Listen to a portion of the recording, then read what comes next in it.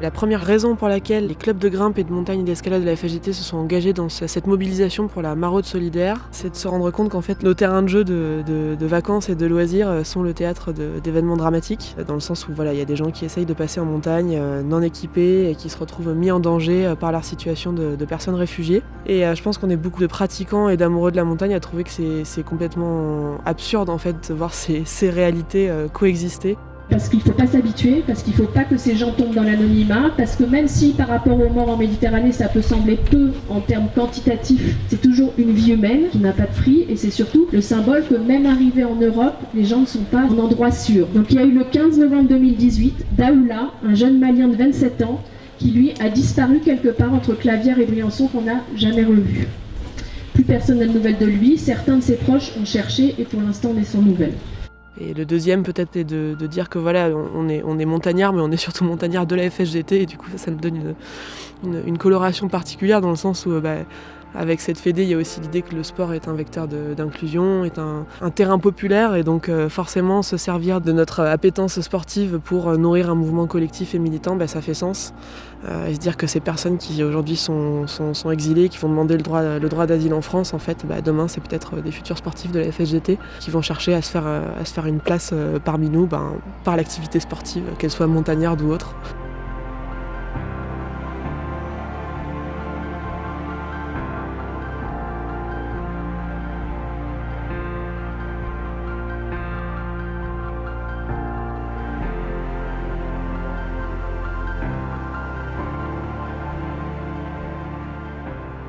Aujourd'hui, il y a des membres de la FSGT qui, à travers leur séjour en montagne, tissent des liens de plus en plus réguliers avec les collectifs et les associations qui travaillent à Briançon sur l'accueil des migrants et notamment sur les maraudes. Des associations comme Tous Migrants par exemple, mais aussi la Cordée Solidaire, le Refuge Solidaire et puis différents refuges comme chez Marcel. Donc on va dire que c'est des liens de personne à personne qui ont commencé à se créer tout simplement en se rencontrant physiquement ici dans le Haut-Briançonnais. Et donc là l'idée c'est maintenant peut-être d'essayer de structurer un petit peu ça et de voir comment des membres de la FSGT peuvent venir porter une aide concrète, soit ici à Briançon en faisant partie d'organisations, d'actions comme celle de ce week-end ou de maraudes plus régulières ou donner un coup de main pour rénover des refuges, des choses comme ça, soit s'impliquer plutôt à Paris auprès d'associations qui font un petit peu la même chose à Paris auprès des exilés.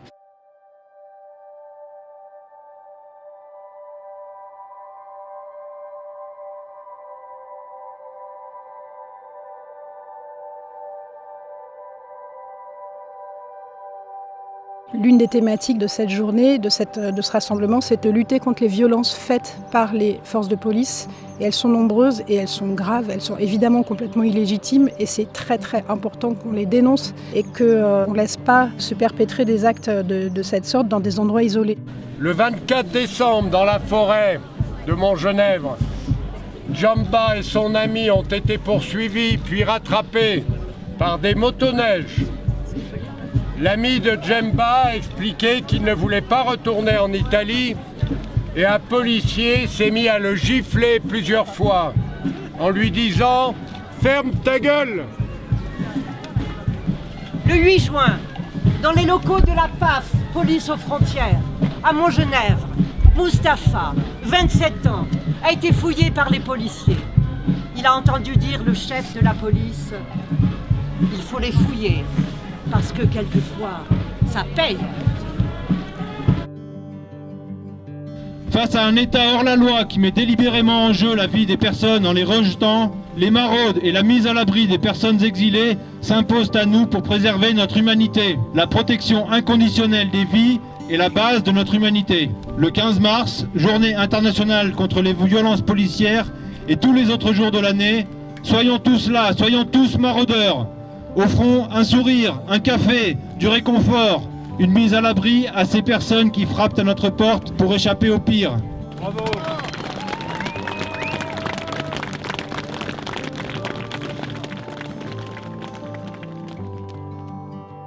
Donc voilà, faire du bruit, montrer, être en nombre et signifier à la police qu'on est là, on soutient. On ne peut pas être là très régulièrement et avoir une vigilance citoyenne, mais au moins de temps en temps, on vient exprimer notre désaccord fort avec leurs pratiques et notre soutien aux personnes qui sont là.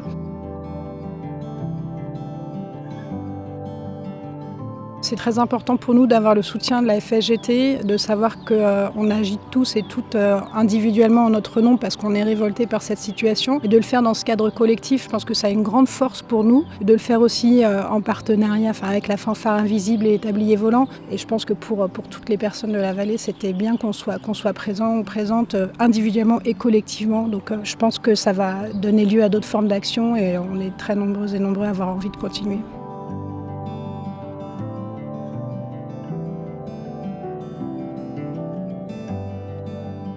La pratique sportive, c'est un terreau pour la mobilisation et le militantisme parce qu'il y a une forme d'autogestion, parce qu'il y a de l'organisation, parce qu'il y a de la solidarité, on va dire, intrinsèque à chaque pratique sportive. Et dans la grimpe, ça s'exprime particulièrement. Donc voilà, moi j'ai l'impression que la FSGT, en fait, elle peut vraiment impulser une dynamique militante auprès de ses adhérents en leur permettant de réaliser des actions collectives, en leur permettant d'organiser des voyages comme celui-là pour venir en renfort de collectifs ou d'associations existantes.